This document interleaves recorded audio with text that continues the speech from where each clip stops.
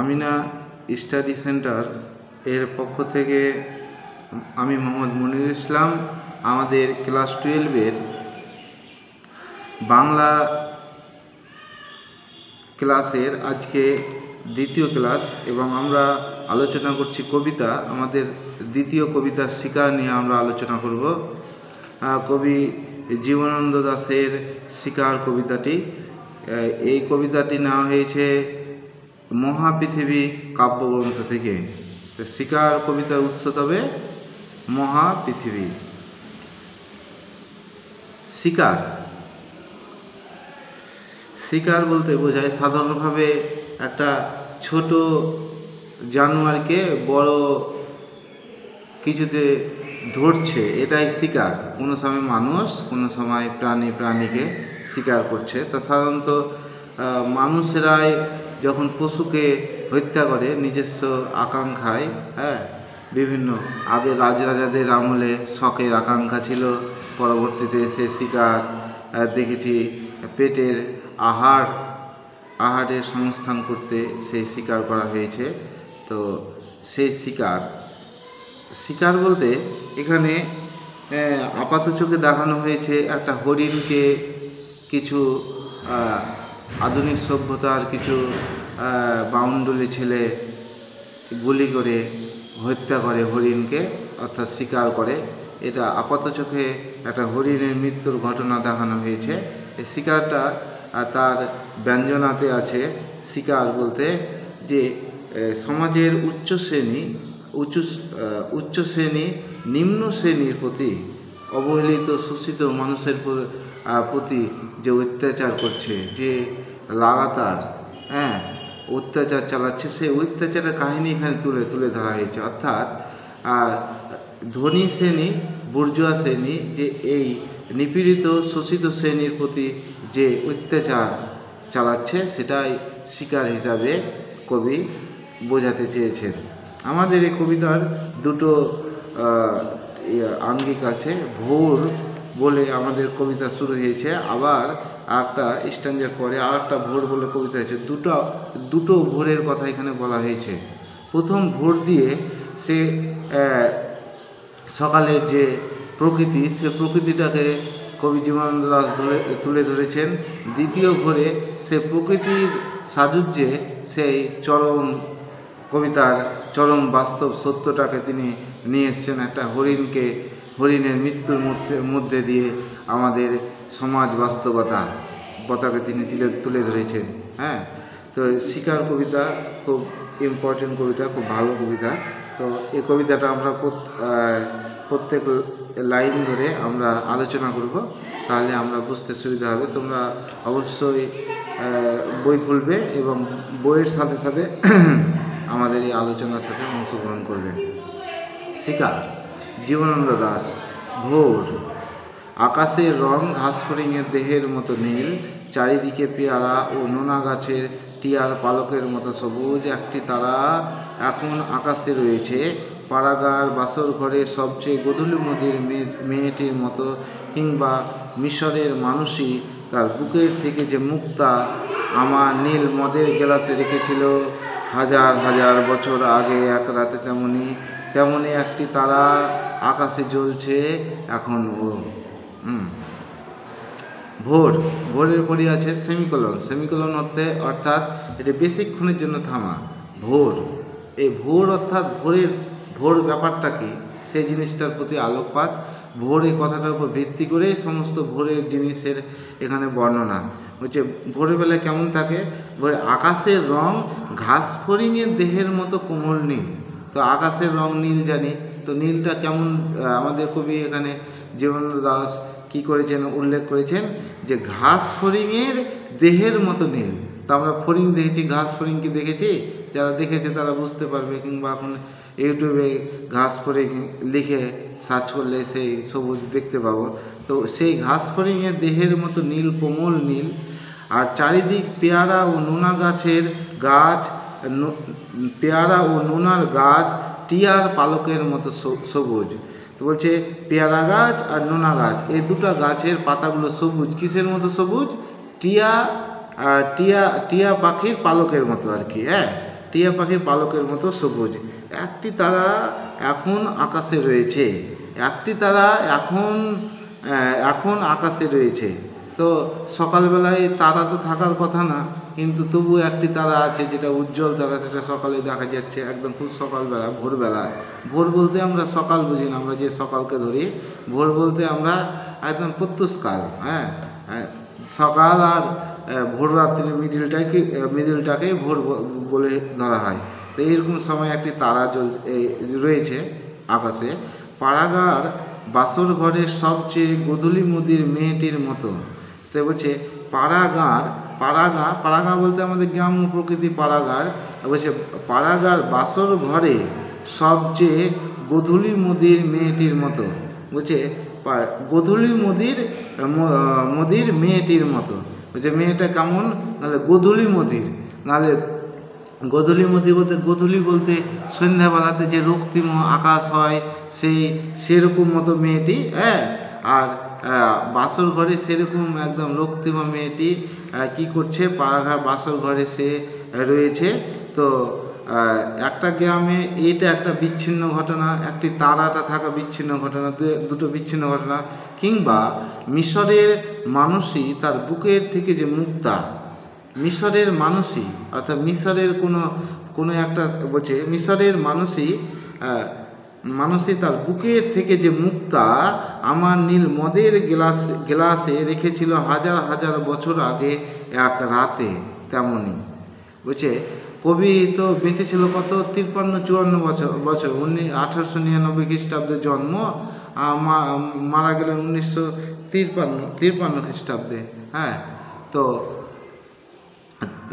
এই 53-54 বছর বয়সের মধ্যে তিনি হাজার হাজার বছর তো বাঁচতে পারেন না, তবুও কেমন তার কবির কল্পনাতে বলছে যে হাজার হাজার বছর আগে মিশরের যে মিশর যে রোমান্টিকতার দেশ মিশর। বলছে কবি হয়তো কোনো একদিন গিয়েছে, এরকম কল্পনাতে ধরেছে যে সেখানে কোনো একটা মিশরের কোনো নারী, সে কী করছে, সে গ্লাসে মদ ঢেলে দিচ্ছে। এই মদ ঢেলে দেওয়ার সময় যেন তার বুকের ভালোবাসা থেকে একটা কোনো মুক্তা দিয়েছিল, এখন সাধারণভাবে মুক্ত দিয়েছিল, তাই ওই ব্যাপারটা বলছে যে কিংবা মিশরের মানুষই, অর্থাৎ মিশরের কোনো একজন নারী তার বুকের থেকে যে মুক্তা আমার নীল মদের গ্লাসে রেখেছিল, আমার নীল মদের গ্লাস, নীল বিভৎসতার প্রতীক, নীল মদের গ্লাস, মদটাও হলো সে বিভৎসতা। হ্যাঁ, বলছে নীল মদের গ্লাসে রেখেছিল, তো তার মুক্তা অর্থাৎ তার ভালোবাসা আমাদের মদের গ্লাসে রেখেছিল, অর্থাৎ আমাকে যেটা দিয়েছিল। হ্যাঁ, হাজার হাজার বছর আগে এক রাতে, এটা কখন দিয়েছিল, হাজার হাজার বছর আগে। তেমনি একটি তারা আকাশে জ্বলছে এখনো। তো বলছে আমার কাছে ওই মিশরের ওই ঘটনাটা একটা ওই মুক্তা পাওয়া, এটা যে বিচ্ছিন্ন ঘটনা, মিশরে একটা নারীর যে ভালোবাসা, মুক্তা দিয়ে দেওয়া আমার মদের গ্লাস, এটা একটা বিচ্ছিন্ন ঘটনা। পাড়াগার বাসর ঘরে গোধূলি মুদির মেয়েটির যে বাসর ঘরের যে চিত্রটা, এটা একটা বিচ্ছিন্ন ঘটনা। এইরকমই ঠিকভাবে বিচ্ছিন্নভাবে একটি কী হয়ে আছে, একটা তারা জ্বলে আছে এখন অবধি সকালে। তাহলে ওই বাসর ঘর কিংবা মিশরে এই ঘটনাটা বিচ্ছিন্ন ঘটনা কেন বলছি, কেননা এক রাতে সমস্ত পাড়াকে পাড়া বাসর ঘরে ব্যস্ত থাকবে না। একটা গ্রামে কোনো একটা দিনে একটা মেয়ে ছেলেরই বিয়ে হয়। হ্যাঁ, আর কোনো মিশরের যত মানুষই আছে, অর্থাৎ যত নারী আছে, সবাই কবিকে কল্পনাতে সবাই মিলে এসে মুক্তা ঢেলে দিতে পারে না, একজনই দেয়। তো ওটা মিশরের কাছে বিচ্ছিন্ন ঘটনা, এটা পাড়াগাঁয়ের কাছে বিচ্ছিন্ন ঘটনা। তেমনই একটা বিচ্ছিন্নভাবে সেই তারাটা জ্বলেছিল। তাহলে তারাটা বিচ্ছিন্ন কেন, একটি তারা এখনো আকাশে রয়েছে, এই ব্যাপারটা এখান থেকে উত্তর করা যাবে। হিমের রাতে শরীর রাখবার জন্য দেশওয়ালিরা সারা রাত মাঠে আগুন জ্বেলেছে। বলছে হিমের রাতে, হিম মানে শীতের রাতে, শীতের রাতে রাখবার জন্য, মানে গরম, শরীরটা গরম রাখবার জন্য দেশওয়ালিরা সারা রাত মাঠে আগুন জ্বেলেছে। পাড়া গ্রামের মানুষেরা, দেশের মানুষেরা কী করেছে, সারা রাত মাঠে আগুন জ্বেলেছে। এগুলো আমরা ছোটোবেলায় করেছি। হ্যাঁ, আগুন পোহা বলে। হ্যাঁ, আগুন পোহেছি। বলছি সে আগুনটা কি হবে, মোরগ মোরগ ফুলের মতো লাল আগুন। সে আগুনটা কেমন না, মোরগ ফুলের মতো লাল। লালটা কিসের মতো? মোরগ ফুলের মতো। এই উপমাগুলো এমসিকিউ এসএসসিতে পড়বে, মুখস্থ করতে হবে কিন্তু কবিতা। আর শুকনো অশ্বত্থ পাতা দুমড়ে এখনো আগুন জ্বলছে তাদের। বলছি শুকনো অশ্বত্থ পাতা দুমড়ে, অশ্বত্থ পাতাটা কি হয়েছে? দুমড়ে দুমড়ে এখনো আগুন জ্বলছে তাদের। যখন পাতা যখন পুড়ে যায় তখন তো পুরার সময় একটু দুমড়ে যায়, ভালোভাবে খেয়াল করলে। যাই হোক, এটা একটা শীতকালের সকালের বর্ণনা, যে সূর্যের আলোয় তার রং কুমকুমের মতো নেই আর। বলছে সূর্যের আলোয় তার রং কুমকুমের মতো নেই আর, হয়ে গেছে রোগা শালিকের হৃদয়ের বিবর্ণ ইচ্ছার মতো।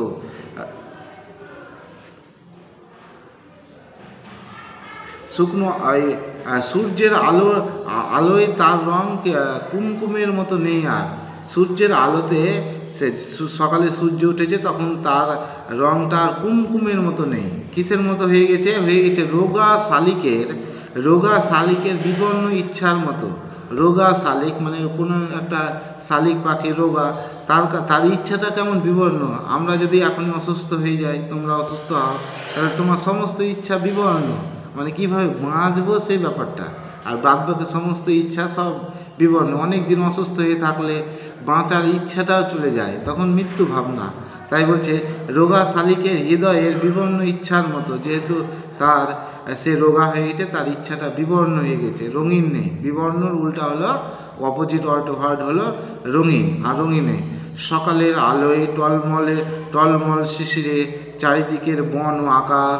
সকালের আলো যখন পড়ে শীতের সময়, তখন ওই সবুজের ওপর যে এই শিশির বিন্দু পড়ে, সেইগুলোতে আলোর ছটা পড়লেই চারিদিক টলমল করে। তাই বলছে সকালের আলোয় টলমল শিশিরে চারিদিকের বন ও আকাশ। চারিদিকের বন আর আকাশটা কেমন যেন টলটল করছে, অর্থাৎ পরিষ্কার পরিচ্ছন্ন। ময়ূরের সবুজ নীল ডানার মতো ঝিলমিল করছে। ময়ূরের সবুজ নীল ডানার মতো। ময়ূরের ডানাটা কেমন হয়? সবুজ আর নীল ডানা, সবুজ নীল ডানার মতো ঝিলমিল করছে। তো ময়ূরের পেখম তুলে তার সেই বিখ্যাত সৌন্দর্যময় সেই পালক যদি দেখা যায়, তাহলে দেখতে পারো যে কত সৌন্দর্য। সেই রকম সকাল এখানে কল্পনা করেছেন কবি জীবনানন্দ দাশ। এবারে প্রথম স্ট্যাঞ্জা শুরু হলো সকালে ভোরের একটা বর্ণনা। এবারে দ্বিতীয় স্ট্যাঞ্জা শুরু হবে ভোর দিয়ে। ভোর। সারা রাত চিতাবাঘিনীর হাত থেকে নিজেকে বাঁচিয়ে নক্ষত্রহীন মেহগিনীর মতো অন্ধকারে সুন্দরীর বন থেকে অর্জুনের বন ঘুরে ঘুরে সুন্দর বাদামি হরিণে ভোরের জন্য অপেক্ষা করছিল। ভোর, একটা ভোর, ভোরের বিবরণ। আর একটা ভোর কেমন? ওই একই ভোর, মানে মানুষ হেতু সে ভোরটা মানে ভোরের অর্থ পাল্টে যায়। এক ভোর হলো কবির কাছে খুব সুন্দর সকাল, আর এক ভোরটা একটা হরিণের কাছে, শোষিত মানুষের কাছে, অত্যাচারিত মানুষের কাছে সে ভোরটা কেমন। যে কালকে বেঁচেছিলাম, আজকে ভোরে হয়তো কোনো হায়ানার কাছে আমার মৃত্যু ঘটবে, কোনো অত্যাচারী শাসকের কাছে প্রতিবাদের কণ্ঠ সোচ্চার করব, হয়তো তার জন্য আমার মৃত্যু আজকে হতে পারে। এই ভোরটা একজন ভোরে, আজকে ভোরে কেউ কারের সফলতার ভোর, আবার একজনের কাছে আজকে বিফলতার ভোর। তো শোষিত মানুষের কাছে প্রত্যেকটা ভোর, প্রত্যেকটা দিনই তাদের মৃত্যু সংখ্যা। তো ভোরটা মানে সেই দিনটা, আজকে মৃত্যু সংখ্যা হতে পারে। তো এইরকম একটা বর্ণনা। ভোর। সারা রাত চিতাবাঘিনীর হাত থেকে নিজেকে বাঁচিয়ে চিতাবাঘিনীর কাছ থেকে কে হরিণ নিজেকে বাঁচিয়ে নক্ষত্রহীন মেহগিনীর মতো অন্ধকারে। নক্ষত্রহীন, রাত্রিবেলায় কি থাকে? চাঁদ থাকে। চাঁদ থাকলে রাত্রিটা কত সুন্দর থাকে। চাঁদ না থাকলে অন্তত তো নক্ষত্র থাকে। রবীন্দ্রনাথের গানে আমরা দেখেছি, যদি একলা চলো রে, তো বলছে রাত্রেবেলায় যদি কিছু না থাকে তো নক্ষত্রটুকু থাকলেই হবে, নক্ষত্রের আলোতে নক্ষত্রকে দেখে দেখে এগিয়ে যাব। কিন্তু এখানে বলছে নক্ষত্রহীন, নক্ষত্রও নেই। তাহলে অন্ধকারটা সেই কত অন্ধকার অমাবস্যা, সে মা কালীর সেই যে অমাবস্যা গভীরতম রাত্রি সেরকম ধরে নাও, নক্ষত্রহীন মেহেগিনির মতো অন্ধকারে, মেহেগিনি একটা অন্ধকারের প্রতীক, মেহেগিনি অন্ধকার, তাই বলছে নক্ষত্রহীন মেহেগিনির মতো অন্ধকারে সুন্দরী বন থেকে অর্জুনের বনে ঘুরে ঘুরে, তাহলে সুন্দরী বন টপকেলাম দৌড়াতে দৌড়াতে, তারপর অর্জুনের বন দৌড়াতে দৌড়াতে ঘুরে ঘুরে কী করছে, সুন্দর বাদামি হরিণ এই ভোরের জন্য অপেক্ষা করছিল। এই হরিণটা ছিল সুন্দর বাদামি, সে অপেক্ষা করছিল। শেষ অবধি ভোর হলো, নিজেকে বাঁচিয়ে এলো।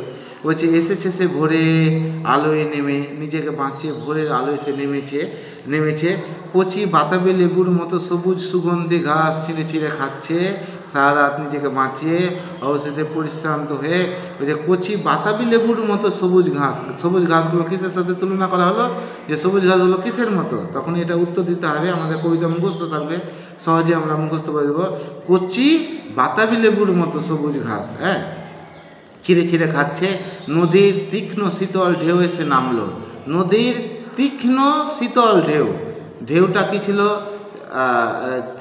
তীক্ষ্ণ শীতল, শীতলটা তীক্ষ্ণ, মানে সবসময় ঠান্ডাতে আমাদের বলে এই ঠান্ডাতে পা কেটে গেল, ঠান্ডাতে মানে কাঁপিয়ে দিচ্ছে, মানে কেটে যাচ্ছে থেকে কাঁপিয়ে দিচ্ছে, এরকম। তো এই কথাতে বলতে নদীর তীক্ষ্ণ শীতল, তো যেটা কেটে দেয় সেটা তীক্ষ্ণ হয়, ধারটা তীক্ষ্ণ হয়।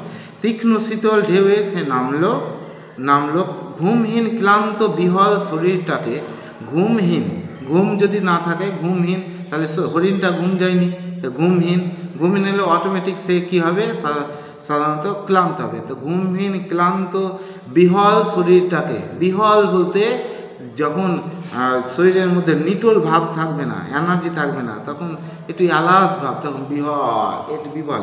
তো বিহল শরীরটাকে স্রোতের মতো একটা আবেগ দেওয়ার জন্য, সে বিহল শরীরটাকে, নিস্তেজ শরীরটাকে স্রোতের মতো একটা আবেগ দেওয়ার জন্য। স্রোত আছে কোনো নদীতে মানে তার আবেগ আছে, হ্যাঁ, তার যৌবন আছে, এরকম তার জীবনটাকে যৌবন আনতে, আবেগ আনতে, গতি আনতে বলছে। তাই বলছে ঘুমহীন ক্লান্ত বিহল শরীরটাকে স্রোতের মতো একটা আবেগ দেওয়ার জন্য অন্ধকারের হিমকুঞ্চিত জরায়ু ছিঁড়ে ভোরের রৌদ্রের মতো একটা বিস্তীর্ণ উল্লাস পাবার জন্য। দারুণ কথা, খুবই বড় তুলনা। অন্ধকারের হিমকুঞ্চিত জরায়ু ছিঁড়ে, অন্ধকার থেকে হরিণটি এসছে, সে অন্ধকারে হিমকুঞ্চিত জরায়ু ছিঁড়ে ভোরের রৌদ্রের মতো একটা বিস্তীর্ণ উল্লাস পাবার জন্য। তো শীতকালে রৌদ্র ওঠাটা খুবই বড় একটা ফাইট রৌদ্রের কাছে। সকালবেলায় কি হয়, শীতের কালে কুয়াশা, কুয়াশাকে ভেঙে ছিঁড়ে তারপরে রৌদ্র আসাটাকে, তাই বলছে অন্ধকারের হিমকুঞ্চিত জরায়ু ছিঁড়ে ভোরে রৌদ্রের মতো একটা বিস্তীর্ণ উল্লাস পাবার জন্য। যখন শীতের সময় রৌদ্র ভূপতিত হতে পারে, মাটিতে আসতে পারে, তখন সে আনন্দ ভোগ করে, হ্যাঁ, ঠিক সেরকম আনন্দকার সেই হরিণটির। হ্যাঁ, এই নীল আকাশের নিচে সূর্যের সোনার বর্ষার মতো জেগে উঠে, এই নীল আকাশের নিচে কিসের মতো জেগে উঠছে, সূর্যের সোনার বর্ষার মতো। সূর্যের সোনার বর্ষা, সূর্যের যখন কিরণটা পড়ে, বলছে একটা সোনালি, মানে ঘর থেকে যখন একটা কিরণ পড়ে তখন দেখা যায় সূর্যের সোনার বর্ষার মতো জেগে উঠে। সাহসে সাধে সৌন্দর্যে হরিণীর পর হরিণীকে চমক লাগিয়ে দেওয়ার জন্য। এখানে চরম হলো কবিতাটা ট্র্যাজেডি। বলছে প্রত্যেক মানুষের তার মনের মানসিকে পাগল করে দেওয়ার, সুন্দর হয়ে তার নায়িকাকে, মনের মানুষকে, নায়ককে পাগল করে দেবে, এরকমই ভাবনা মানুষের। কিন্তু সেই ভাবনাটা আমাদের হরিণটি ভেবেছিল। কি বলছে, সাহসে সাধে, হ্যাঁ, সাহসে সাধে, সাধ মানে মনের স্বাদ, ইচ্ছা, সৌন্দর্যে হরিণীর পর হরিণীকে চমক লাগিয়ে দেওয়ার জন্য। তাহলে সে হরিণটা কী করেছিল, এমনভাবে চাকচিক্যভাবে নদীতে গোসল করে উঠবে, হ্যাঁ, স্নান করে উঠবে যে সমস্ত পরিচ্ছন্ন মনে আবেগ আসবে, আর এত সুন্দর লাগবে তাকে, যাতে হরিণীর পর হরিণী, অনেক হরিণী, সবাই সেই হরিণটার দিকে তাকাবে, সেটা তার ইচ্ছা ছিল। হ্যাঁ, কিন্তু সেই ইচ্ছা কি পূরণ হলো না। সেইটা তার মনের ইচ্ছা, এত সুন্দর একটা ইচ্ছা, ওখান থেকে ট্র্যাজেডি নেমে এলো। হ্যাঁ, একটা অদ্ভুত শব্দ, কিসের অদ্ভুত শব্দ? নদীর জল মোচকা ফুলের পাপড়ির মতো লাল। নদীর জল মোচকা ফুলের পাপড়ির মতো লাল হয়ে গেল। তো নদীর জল লাল, তো কিসের মতো লাল? ওখানে উপমা বলছে মচকা ফুলের পাপড়ির মতো লাল। তো এটা আমাদের শর্ট কোশ্চেন মনে রাখতে হবে। তো যা হোক, ওসব বাদ, এখন আবেগটা, কবিতার বিষয়বস্তু বলছে নদীর জল লাল। হঠাৎ একটা শব্দ, আওয়াজের পর একটা হঠাৎ নদী লাল হয়ে গেল। তাহলে এখান থেকে অনুমান করতে পারছি আমরা যে কি ঘটনা ঘটলো। আগুন জ্বললো আবার, একবার আগুন জ্বলেছিল কখন? নাহলে ওই দেশওয়ালিরা শরীর রাখবার জন্য হিমের রাতে যখন আগুন জ্বেলেছিল, আবার আগুন জ্বাললো। বলছে আগুন জ্বললো আবার, উষ্ণ লাল হরিণের মাংস তৈরি হয়ে এলো। আগুন জ্বললো এবং হরিণের মাংস তৈরি হয়ে এলো। যে হরিণটা চেয়েছিল সুন্দর জীবন, কি বলছে, অর্জুনের বন, সুন্দরী বনে যখন সারা চিতাবাঘিনীর হাত থেকে নিজেকে বাঁচিয়ে একটা সুন্দর জীবন সে কাটাবে, কিন্তু সেই সুন্দর জীবন তার কাটানো হলো না। একদিক থেকে বাঁচলো, তো আর একদিকে এসে তাকে থাবা মারলো। হ্যাঁ, তো অবহেলিত মানুষ, শোষিত মানুষের এটাই চরম ট্র্যাজেডি দিক, যে তাকে কেউ না কেউ সবসময় অ্যাটাক করতেই থাকছে। এদিক থেকে বাঁচছে তো ওদিকে, ওদিক থেকে বাঁচছে ওদিক থেকে। এটাই আমাদের মূল বিষয়বস্তু এই কবিতার। হ্যাঁ, ভাবনা বস্তু। নক্ষত্রের নিচে ঘাসের বিছানায় বসে, অনেক পুরনো শিশির ভেজা গল্প। নক্ষত্রের নিচে, হ্যাঁ, অর্থাৎ আকাশের নিচে ঘাসের বিছানায়, অর্থাৎ সেই প্রকৃতিময় সেই ঘাসের বিছানায় বসে অনেক পুরনো শিশির ভেজা গল্প। এই প্রকৃতির মধ্যে, এগুলোর মধ্যে অনেক পুরনো শিশির ভেজা গল্প। এরকম গল্প অনেক আছে।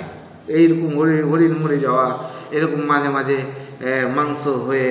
মাংস হয়ে যাওয়া, হ্যাঁ, হরিণটার। বলছে সিগারেটের ধোঁয়া চলছে, টেরিকাটা কয়েকটা মানুষের মাথা দেখা যাচ্ছে। কেমন টেরিকাটা? অর্থাৎ টেরিকাটা বলতে কি ট্যাঁড়া করে চুল কেটে এসেছি, তারা টেরিকাটা চুল। হ্যাঁ, এটা অর্থাৎ সমাজের বখাটে ছেলে। টেরিকাটা কয়েকটা মানুষের মাথা, এলোমেলো কয়েকটা বন্দুক পুরো আছে সে সমস্ত মানুষের কাছে। আর বন্দুক হিম, মানে শীতকাল, হিম, নিঃস্পন্দ নিরপরাধ ঘুম। আর এই হিমের তলে নিঃস্পন্দ নিরপরাধ ঘুম কে পারছে? হরিণটি পারছে। হ্যাঁ, মাংস হয়ে গেল। আজকে আমরা অবহেলিত, শোষিত, নিপীড়িত মানুষেরা পারছি। হ্যাঁ, নিঃস্পন্দ নিরপরাধ ঘুম পারছি। সকলেই আমাদেরকে নিঃস্পন্দ নিরপরাধ ঘুমই পারতে হবে। আমাদের প্রতিবাদ করার জায়গা নেই। প্রতিবাদ করলেই সেই হায়েনাদের কাছে আমাদের মৃত্যু অনিবার্য। হ্যাঁ, মৃত্যু হবে। হ্যাঁ, যেরকম দিনে রাতে সবসময় শিকার আমরা হতেই চলেছি। হ্যাঁ, এটাই আমাদের এই কবিতার বিষয়বস্তু। কিন্তু এই অবহেলা, শিকার, এর থেকে সাধারণ মানুষ অনেক সময় বেরিয়ে এসছে, বেরিয়ে আসে। তার কবিতা অনেক আছে, সেখানে আলোচনা করা যাবে। এখানেই যে মানুষ সাধারণভাবে থেকে যায়, অবহেলিত হয়ে থেকে যায়, শোষিত হয়ে থেকে যায়, সেই ব্যাপারটা নয়। শোষণ হচ্ছে, প্রতিবাদ হচ্ছে, বিপ্লব হচ্ছে, অধিকার ছিনিয়ে নিচ্ছে, আবার কোনো হয় না, সেই অধিকারটাকে ক্ষমতার বলে ধরে নিয়ে আবার শোষণ করতে শুরু করছে। এরকম বিবর্তন হতেই চলেছে। তো যা হচ্ছে কথা, আমাদের শিকার কবিতাটা আলোচনা শেষ হলো। আমরা এটা সুন্দর করে এটা বুঝবো এবং পড়বো, এবং পড়ার সাথে সাথে আমরা মুখস্থ করে নেব। এসএকিউএমসি কমন হয়ে যায়। পরবর্তী ডেটে আমাদের কবিতা নিয়ে আলোচনা হবে। আজকের মতো সবাই ভালো থেকো। আচ্ছা।